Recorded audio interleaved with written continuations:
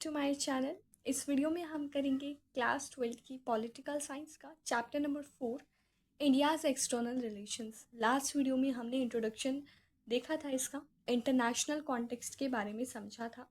और इस वीडियो में हम जो नेक्स्ट टॉपिक है वो स्टार्ट करेंगे, जो कि हमारा है policy of non alignment. Okay, so non alignment की पॉलिसी यानी कि नैम नैम के बारे में मैंने आपको कल बताया था।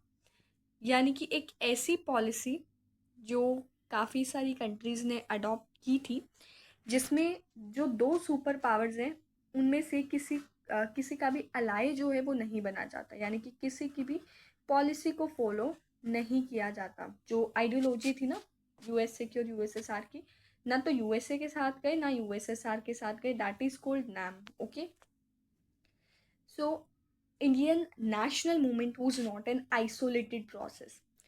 अब इंडिया की अंदर नेशनलिस्ट मूवमेंट हुई थी बहुत सारी। क्यों हुई थी? क्योंकि इंडिया जो है वो पहले के टाइम पर एक कॉलोनी बना हुआ था, ठीक है। तो ये जो कॉलोनाइजेशन था, इसको हटाने के लिए हमारे जो लीडर्स थे उन्होंने इंडियन नेशनल मूवमेंट चलाई। और इंडियन नेशनल मूवमेंट जो है एक आइसोलेटेड प्रोसेस नहीं था, यानी कि और भी काफ़ी सारी ऐसी कंट्रीज थी जहाँ पर ये जो मूवमेंट्स थी वो चल रही थी, नेशनल मूवमेंट चल रही थी। और इंडिया के बारे में भी पता था कि सबको कि इंडिया में नेशनल मूवमेंट चल रही है। जैसे एग्जाम्पल हम साउथ अफ्रीका का लेते हैं। साउथ अफ्रीका में क्या है, रेशियल डिस्क्रिमिनेशन चलता था पहले के टाइम पर। वहाँ पर भी नेशनल मूवमेंट्स हुई, और फिर वो जो गवर्नमेंट थी जो रेशियल डिस्क्रिमिनेशन करती थी, स्किन कलर के बेसिस पर डिस्क्रिमिनेशन करती थी, उसको हटाया गया। अब ये पूरा वर्ल्ड वाइड स्ट्रगल था, ये इंडिया का स्ट्रगल नहीं था, सिर्फ इंडिया का नहीं था, बल्कि वर्ल्ड वाइड स्ट्रगल था कॉलोनियलिज्म के अगेंस्ट और इम्पेरियलिज्म के अगेंस्ट। इम्पेरियलिज्म का मतलब होता है a policy extending a country's power and influence through colonisation. यानी कि एक ऐसी कंट्री जो कि अपनी पावर को एक्सटेंड करती जाती है कॉलोनाइजेशन के थ्रू। मतलब एक एक को, जैसे ये चार कंट्रीज हैं, ठीक है। तो एक ये पूरी सुपर पावर है, ये क्या करेगी, मतलब एक कंट्री है तो ये क्या करेगी, पहले इसको अपनी कॉलोनी बना लेगी, फिर इसको बना लेगी, फिर इसको बना लेगी। तो सब पर अपनी पावर जो है वो अपनी पावर सब पर लागू कर देगी, और इस तरीके से अपनी पावर को एक्सटेंड करने की कोशिश करेगी, अपने एरिया जो है उसको एक्सटेंड करेगी। It influenced liberation movements of many Asian and African countries. अब एशिया और अफ्रीका दोनों ही जगह पर क्या चल रही थी, लिबरेशन मूवमेंट्स, फ्रीडम के लिए स्ट्रगल चल रहा था, मूवमेंट्स चल रही थी। अब इंडिया की जो इंडिपेंडेंस थी उस टाइम पर क्या हुआ था, there were context between nationalist leaders of India, India के जो नेशनलिस्ट लीडर्स थे और दूसरी कॉलोनीज के जो नेशनल लीडर्स थे। तो इनमें कॉन्टेक्ट्स जो थे वो भी डेवलप हो गए थे, united as they were in their common struggle, क्योंकि इनका जो स्ट्रगल था ना वो कॉमन था कॉलोनलिज्म के अगेंस्ट। क्योंकि कॉलोनीज बना रखा था इनको भी, इंडिया को भी कॉलोनी बना रखा था। तो इन दोनों के अगेंस्ट, कॉलोनलिज्म और इम्पेरियलिज्म के अगेंस्ट ये स्ट्रगल चल रहा था, कॉमन स्ट्रगल चल रहा था। इसलिए इंडिया के लीडर्स और दूसरी कंट्रीज के लीडर्स के साथ जो है कॉन्टेक्स्ट डेवलप हो गई थी। Creation of Indian national army यानी कि आईएनए जो है उसका क्रिएशन किया जाता है नेताजी सुभाष चंद्र बोस के द्वारा सेकेंड वर्ल्ड वॉर के दौरान। तो ये क्लियरेस्ट मैनिफेस्टेशन था कि जो दिखाता है कि इंडिया और इसकी ओवरसीज इंडियंस में जो है लिंक्स डेवलप हो रहे थे, ठीक है। इंडिया में और काफ़ी जो दूसरी कंट्रीज़ हैं उनमें लिंक्स जो है वो डेवलप हो रहे थे, क्योंकि इनका जो इमोशन था वो सेम था, फीलिंग जो थी वो सेम थी, ठीक है। क्या फीलिंग थी? यही कि कॉलोनियलिज्म के अगेंस्ट जाना है, इम्पेरियलिज्म के अगेंस्ट जाना है। फॉरेन पॉलिसी जो है नेशन की वो रिफ्लेक्ट करती है डोमेस्टिक और एक्सटर्नल फैक्टर्स को। यानी कि जो अंदर के फैक्टर्स हैं, इंडिया जैसे इंडिया है तो इंडिया के डोमेस्टिक फैक्टर्स और इंडिया के बाहर की कंट्रीज़ के साथ जो रिलेशंस है वो फॉरेन पॉलिसी को इन्फ्लुएंस करती है। Therefore, noble ideals that inspired India's struggle for freedom influenced the making of foreign policy. तो जो आइडियल्स थे जिन्होंने इंडिया को इंस्पायर किया कि फ्रीडम के लिए स्ट्रगल किया जाए, जो इंस्पिरेशंस थी, उन्होंने फॉरेन पॉलिसी को भी इंस्पायर किया कि किस तरीके से फॉरेन पॉलिसी जो है वो बनाई जाए। लेकिन इंडिया ने जब इंडिपेंडेंस इंडिया को मिली 1947 में, तो कोल्ड वॉर का टाइम पीरियड भी यही था, यानी कि कोल्ड वॉर जो है उसका स्टार्ट होने का टाइम भी यही था। 1947 में कोल्ड वॉर स्टार्ट होती है और वही इंडिया को इंडिपेंडेंस भी 1947 में मिलती है। तो जैसे कि हमने फर्स्ट चैप्टर में पढ़ा है कॉन्टेम्प्रेरी वर्ल्ड पॉलिटिक्स, जो फर्स्ट चैप्टर था कोल्ड वॉर, वो तो वैसे कट है बट बाईपोलैरिटी जो चैप्टर है वो भी उससे से रिलेटेड है। ठीक है, तो this was marked by political, economic and military confrontation at the global level between the two blocks. तो दो ब्लॉक्स जो थे, यूएसए एंड यूएसएसआर, तो ये जो दोनों ब्लॉक्स थे इनमें ग्लोबल लेवल पर कन्फ्रंटेशन हो रही थी। The same period also witness developments, अब इसी टाइम पर डेवलपमेंट भी हो रही थी। कैसे डेवलपमेंट? जैसे यूएन, यूनाइटेड नेशन जो है एक इंटरनेशनल ऑर्गेनाइजेशन है, इसका क्रिएशन होता है। न्यूक्लियर वेपन्स का क्रिएशन होता है। जो कम्युनिस्ट चाइना है, ठीक है, इसकी ये इमर्ज होकर आता है। क्या कम्युनिस्ट चाइना क्यों बोला है? क्योंकि चाइना ने कम्युनिज्म जो आइडियोलॉजी है, सोशलिज्म जो आइडियोलॉजी है, उसको अडॉप्ट किया। And beginning of decolonisation, decolonisation का मतलब है कि जो भी कॉलोनीज बन रही थी ना, यानी कि एक कंट्री दूसरी कंट्री को अपनी जो कॉलोनी बना रही थी, तब इस पर रूल कर रही थी, तो ये चीज़ ख़त्म की जा रही थी। यानी कि ये जो कॉलोनी है इसको अब ज़्यादा लंबे समय तक कॉलोनी बने नहीं रहने दिया जा रहा था। और डीकोलोनाइजेशन जो है वो चल रहा था, क्योंकि यहाँ के खुद के जो लीडर्स है अंदर के, यानी कि जो किसी पर्टिकुलर कंट्री को अगर कॉलोनी बना रखा है, तो वहाँ के खुद के जो लीडर्स है, खुद की जो लोग हैं, वो नहीं चाहेंगे कि वो किसी दूसरी कंट्री की कॉलोनी बन जाए। इंडिया के साथ जैसा हुआ वैसे ही हम लगा लेते हैं। तो डीकोलोनाइजेशन का प्रोसेस भी स्टार्ट हो जाता है। इंडिया की जो लीडरशिप थी उसे जो है अपने नेशनल इंटरेस्ट को वो परस्यू करती है इंटरनेशनल कॉन्टेक्स्ट के साथ, यानी कि इंटरनेशनल कॉन्टेक्स्ट को भी ध्यान में रखते हुए अपने नेशनल इंटरेस्ट को परस्यू करती है। ठीक है, अब यहाँ पर इसी के अंदर ही एक सब टॉपिक है नेहरूज रोल, यानी कि जो नेहरू थे, नेहरू जी जो थे, उनका रोल क्या है ये हम इसमें समझेंगे। सो एज यू नो कि नेहरू जी जो थे वो फर्स्ट प्राइम मिनिस्टर थे, जवाहरलाल नेहरू। ठीक है, तो इन्होंने बहुत इम्पॉर्टेंट रोल प्ले किया है। ये फॉरेन मिनिस्टर भी थे उस टाइम पर एंड प्राइम मिनिस्टर भी थे, और फॉरेन मतलब दोनों तरीके से काम कर रहे थे, एक तो प्राइम मिनिस्टर भी और एक फॉरेन मिनिस्टर भी। अब फॉरेन मिनिस्टर से एक और इम्पॉर्टेंट चीज़ मैं आपको बताना चाहूँगी कि फर्स्ट फीमेल फाइनेंस मिनिस्टर जो थी ना, वो इंदिरा गांधी थी। ठीक है, फर्स्ट फीमेल फाइनेंस मिनिस्टर। अब यहाँ पर बताया गया कि नेहरू जी जो थे वो प्राइम मिनिस्टर तो थे ही थे, साथ ही साथ फॉरेन मिनिस्टर भी थे। तो उन्होंने जो है जो इंडिया की फॉरेन पॉलिसी बन रही थी 1946 से 1964 तक, तो इसमें इनका इम्पॉर्टेंट रोल रहा है। तो 3 मेजर ऑब्जेक्टिव इन्होंने कहा, इनकी फॉरेन पॉलिसी के 3 मेजर ऑब्जेक्टिव्स थे, गोल थे। क्या क्या थे? एक तो हार्ड एंड सोवर्निटी। सोवर्निटी का मतलब होता है सेल्फ गवर्न, सेल्फ डिटर्मिनेशन, या फिर सेल्फ गवर्न कह सकते हैं। ठीक है, कि खुद की गवर्नमेंट जो है वो गवर्न करे कंट्री में। ठीक है, कोई किसी दूसरे का कंट्रोल ना हो। तो ये जो हार्ड एंड ये बहुत मुश्किल से कमाई जाने वाली जो सोवर्निटी है, उसको प्रिजर्व करके रखना है हमें, क्योंकि इतने सालों तक इंडिया जो है वो कॉलोनी बना हुआ था, तो बहुत मुश्किल से अपनी सोवर्निटी को इन्होंने अर्न किया था। तो इसको प्रिजर्व, इसको संभाल कर रखने के लिए ये पहला ऑब्जेक्टिव बनाया। सेकंड था प्रोटेक्ट टेरिटोरियल इंटीग्रिटी। अब ये टेरिटोरियल इंटीग्रिटी का मतलब होता है एक ऐसा प्रिंसिपल जिसमें जो सोवर्न स्टेट्स हैं उनके पास राइट होता है अपने बॉर्डर्स को बचाने का। ठीक है, तो ये टेरिटरीज को बचाने का उनके पास राइट होता है, प्रोटेक्ट करना। और रैपिड इकोनॉमिक डेवलपमेंट, ये चीज़ भी लेकर आनी थी। तो नेहरू ने विश किया, नेहरू की जो विश थी वो यही थी कि ऑब्जेक्टिव्स को अचीव किया जाए नॉन अलाइनमेंट की पॉलिसी के थ्रू।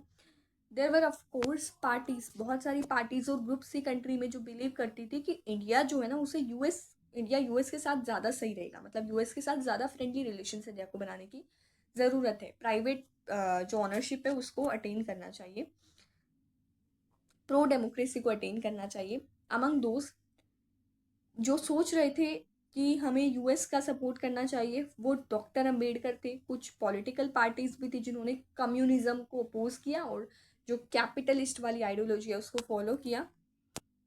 तो वो भी चाहते थे कि इंडिया जो है वो प्रो यूएस फॉरेन की, यूएस की जो फॉरेन पॉलिसी है ना, वो भी इंडिया भी वही चीज़ अपनाए। तो इनमें भारतीय जनसंघ आता है, बीजीएस, भारतीय जनसंघ, स्वतंत्र पार्टी, ठीक है। But Nehru possessed considerable leeway in formulating foreign policy. लेकिन नेहरू जी ने सोचा, लीवे का मतलब होता है कि एक इंडिपेंडेंट तरीके से फ्रीडम जो है, फ्रीडम के तरीके से फॉरेन पॉलिसी जो है उसको फॉर्मुलेट करेंगे, यानी कि ना तो यूएसए के साथ ना यूएसएसआर के साथ। अब डिस्टेंस फ्रॉम टू कैंप्स, ये हमारा सेकंड सब टॉपिक है। डिस्टेंस फ्रॉम टू कैंप्स का मतलब है कि दोनों जो सुपर पावर है उनसे उनसे डिस्टेंस बना के रखा है। फॉरेन पॉलिसी जो थी इंडिपेंडेंट इंडिया की, यानी कि जब इंडिया जो है वो इंडिपेंडेंट हो गया था, तो जो फॉरेन पॉलिसी थी उसने एक ड्रीम परस्यू किया।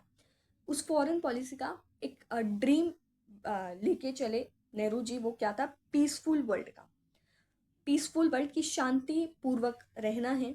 कैसे? नॉन अलाइनमेंट की पॉलिसी लेकर लाकर, नॉन अलाइनमेंट की पॉलिसी लाकर कोल्ड वॉर टेंशंस को कम कर कर और ह्यूमन रिसोर्सेज जो हैं उनके लिए कंट्रीब्यूट कर कर यूएन की पीस कीपिंग ऑपरेशंस में, ठीक है। So you might ask why India didn't join either of two camps. तो आप पूछोगे कि इंडिया ने दोनों कैंप्स को ज्वाइन क्यों नहीं किया, what was the reason during the cold war era. तो इंडिया चाहता था कि वो मिलिट्री अलायंसेस ना बनाए, ना यूएस के साथ ना ही सोवियत यूनियन के साथ, ठीक है, क्योंकि ये दोनों एक दूसरे के अगेंस्ट थे। तो जैसे कि हमने कॉन्टेम्प्रेरी वर्ल्ड पॉलिटिक्स वाली बुक में पढ़ा कि कोल्ड वॉर के दौरान जो यूएस का जो मिलिट्री अलायंस जिसको हम कह सकते हैं वो था NATO, North Atlantic Treaty Organization, और सोवियत यूनियन का जो मिलिट्री अलायंस था वो था वर्सा पैक्ट। तो इंडिया ने नॉन अलाइनमेंट को अपनाया as a ideal foreign policy approach कि यही सही होगा इंडिया के लिए। तो ये बहुत डिफ़िकल्ट था इस तरीके से बैलेंस करके रखना, और बैलेंस एक्चुअल में परफेक्ट था भी नहीं। क्योंकि 1956 में क्या होता है, जब ब्रिटेन इजिप्ट पर अटैक करता है ना, स्यूज़ कैनाल जो है उस इशू को लेकर, तो इंडिया प्रोटेस्ट करता है कि इस तरीके से ब्रिटेन को इजिप्ट में इस तरीके से इन्वेड नहीं करना चाहिए था, ठीक है। यानी कि एक तरीके से तो वो जो यूएसए को सपोर्ट कर रहे हैं ना, तो उनके अगेंस्ट जा रहा है। दूसरी तरफ उसी ईयर में यूएसएसआर भी हंगरी में इन्वेड करता है, लेकिन इंडिया इस बार इसकी निंदा नहीं करता। कंडेमनेशन का मतलब होता है इसकी निंदा नहीं करता, यानी कि अब इसके यूएसएसआर के खिलाफ कुछ भी नहीं इंडिया बोलता है, कुछ इन्वॉल्वमेंट नहीं दिखाता है। बट यूएसए के में तो दिखाई थी, यानी कि ये जो ब्रिटेन जो यूएसए की पॉलिसी को फॉलो करता है इसमें तो दिखाया था, लेकिन इसमें नहीं दिखाता है किसी भी तरीके का इन्वॉल्वमेंट। तो ये क्या दिखाता है? ये चीज़ ये शो करती है कि इंडिया यूएसएसआर की तरफ टिल्टेड था। Despite such a situation, by and large India ने फिर भी इंडिपेंडेंट स्टैंड लिया काफ़ी सारे इंटरनेशनल इश्यूज़ पर, और हेल्प भी मिली इसको, रेजिस्टेंस भी मिला दोनों मेंबर, जो दोनों ब्लॉक्स हैं ना उनके मेंबर्स से, यानी कि यूएसए से भी सपोर्ट मिला, यूएसएसआर से भी मिला। जब इंडिया चाहता था कि जो दूसरी डेवलपिंग कंट्रीज़ हैं वो भी नॉन अलाइनमेंट की पॉलिसी को अपनाए, उसी टाइम पाकिस्तान ने यूएस का जो मिलिट्री अलायंस था उसको ज्वाइन कर लिया, यानी कि जो नाटो है उसको ज्वाइन कर लिया। और यूएस को भी अच्छा नहीं लगा कि इंडिया ने इंडिपेंडेंट रहने का फैसला लिया, और जो यूएस की जो आइडियोलॉजी है उसके साथ नहीं गया, यूएस के जो मिलिट्री अलायंस को ज्वाइन नहीं किया इंडिया ने। तो यहाँ पर एक जो रिलेशंस थे इंडिया और यूएस के वो अच्छे नहीं रहे 1950s के दौरान। तो यूएस जो है उसे सोवियत यूनियन के साथ इसकी जो पार्टनरशिप जो थी ट्रेड वगैरह में, ये चीज़ बढ़ रही थी, वो भी अच्छी नहीं लग रही थी। तो हमने लास्ट चैप्टर में जो प्लान्ड इकोनॉमिक डेवलपमेंट है उसकी स्ट्रैटेजी पढ़ी है जो इंडिया ने अडॉप्ट की थी। इंडिया ने जो है मिक्स्ड इकोनॉमी को फॉलो किया था, यानी कि जिसमें दोनों आइडियोलॉजीज आती है, कैपिटलिज्म भी और सोशलिज्म भी। स्टेट कंट्रोल भी होगा और साथ ही साथ कैपिटलिज्म, प्राइवेट ऑनरशिप जो उसको भी फॉलो किया जाएगा। और ये जो पॉलिसी थी उसकी वजह से इंडिया जो है वो इम्पोर्ट सब्स्टिट्यूशन लेकर आया। इम्पोर्ट सब्स्टिट्यूशन का मतलब होता है कि इम्पोर्ट जो है उस पर रोक लगा देना, कि बाहर से कोई कंट्री से इम्पोर्ट जो गुड्स हैं उनको इम्पोर्ट ना किया जाए, और अपनी खुद की कंट्री में जो डोमेस्टिक गुड्स हैं उसको जो है सेल किया जाए। ठीक है। The emphasis on developing resource base meant that export oriented growth was limited, कि बाहर से जो एक्सपोर्ट है वो भी लिमिटेड हो गया। ठीक है, इंपोर्ट तो हो ही गया था, साथ ही साथ एक्सपोर्ट भी हो गया था। और ये जो डेवलपमेंट स्ट्रेटजी है इसने इंडिया का जो इकोनॉमिक इंटरेक्शन है उसको लिमिटेड कर दिया था आउटसाइड, बाहर के वर्ल्ड के साथ, बाहर की कंट्रीज़ के साथ। अब बात आती है एफ्रो एशियन यूनिटी की। ठीक है, ये लास्ट टॉपिक है, इस वाले लास्ट सब टॉपिक है इस टॉपिक का। अब इंडिया की साइज़ को देखते हुए, लोकेशन को देखते हुए, पावर को देखते हुए, नेहरू जी जो है उन्होंने इंडिया के लिए एक मेजर रोल प्ले किया वर्ल्ड अफेयर्स में, स्पेशली जो एशियन अफेयर्स थे उनमें। उनका जो एरा है उसमें माना जाता है कि उनके टाइम पीरियड में जो इंडिया और जो दूसरी न्यूली इंडिपेंडेंट स्टेट्स है एशिया और अफ्रीका में, उनके साथ कॉन्टेक्ट्स डेवलप हो रहे थे। 1940s और 50s के टाइम पीरियड में नेहरू जो है एंथुसियास्टिक एडवोकेट थे एशियन यूनिटी के, यानी कि वो एशिया की यूनिटी को बनाए रखना चाहते थे। तो इनकी लीडरशिप में इंडिया जो है वो एशियन रिलेशंस कॉन्फ्रेंस जो है उसको रखता है मार्च 1947 में, जिसमें जो कि 5 months ahead of attaining it's independence, यानी कि इंडिपेंडेंस से 5 महीने पहले। अब इंडिया जो है वो इंडोनेशिया को भी हेल्प करता है। जो डच जो पीपल थे उनके उनका जो कॉलोनाइजेशन उन्होंने कर रखा था उसके लिए भी उनको हेल्प करता है, उनके इंडिपेंडेंस फ्रीडम को अटेन करवाने के लिए। और बाय कन्वीनिंग इंटरनेशनल कॉन्फ्रेंस 1949 में वो एक इंटरनेशनल कॉन्फ्रेंस जो है वो भी रखते हैं इनके फ्रीडम स्ट्रगल्स को सपोर्ट करने के लिए। इंडिया जो है वो डीकोलोनाइजेशन के सपोर्टर थे, एंड इन्होंने रेसिज्म जो है उसको भी अपोज किया, जो कि अपार्टेड सिस्टम जो चल रहा था साउथ अफ्रीका में। तो एफ्रो एशियन कॉन्फ्रेंस जो है वो बैंडंग सिटी जो है, इंडोनेशिया की बैंडंग सिटी जो है वहाँ पर होती है 1955 में। और इंडिया जो है India's engagement with the newly independent Asian and African nation. तो इंडिया जो है न्यूली इंडिपेंडेंट एशियन और अफ्रीकन नेशंस थे इनमें भी इन्वॉल्व होता है। और बैंडंग कॉन्फ्रेंस बाद में इसी की वजह से नाम एस्टैब्लिश होता है। और जो फर्स्ट समिट है नाम की वो भी होती है बेलग्रेड में सितंबर 1961 में। तो नेहरू जो थे वो नाम के को फाउंडर थे, यानी कि नाम के एक जॉइंट फाउंडर इनको कहा जा सकता है। तो अब ये जो हमने बैंडंग कॉन्फ्रेंस पढ़ी, तो ये आपको कमेंट बॉक्स में बताना है कि जो वर्ल्ड पॉलिटिक्स वाली बुक है उसमें कौन से चैप्टर में हमने बैंडंग कॉन्फ्रेंस के बारे में पढ़ा है। ठीक है, तो ये आपको कमेंट बॉक्स में बताना है। आई होप आप सबको ये टॉपिक समझ में आ गया होगा। फिर भी कोई डाउट है तो आप कमेंट करके पूछ सकते हैं। मिलते हैं अपनी नेक्स्ट वीडियो में। Thank you. उससे पहले मैं आपको बताना चाहूँगी कि मेरा एक टेलीग्राम चैनल भी है जिसको आप ज्वाइन कर सकते हैं, जिसका लिंक आपको डिस्क्रिप्शन बॉक्स में मिल जाएगा।